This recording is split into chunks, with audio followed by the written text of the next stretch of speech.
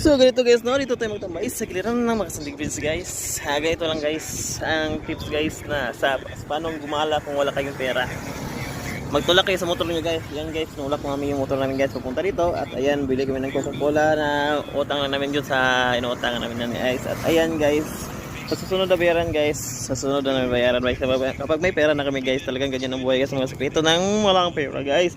Dito kami guys, nakatambi sa mga sandig bridge guys. Ayan, kita nyo yung background nito guys. Maganda guys. Ayan guys, ang ganda-ganda ng kalibot guys. Ng kapaligiran guys, ang ganda-ganda sa unahan guys.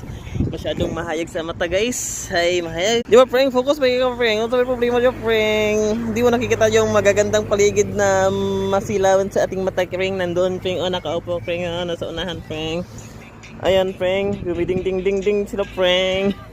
At ayan, dito kami sa Magasandig Bridge guys. Ayan yun, nakatambay kami dito. Dito lang tayo tambayan guys. Magandang tambayan dito sa Magasandig Bridge guys. Kahit hapon o gabi guys.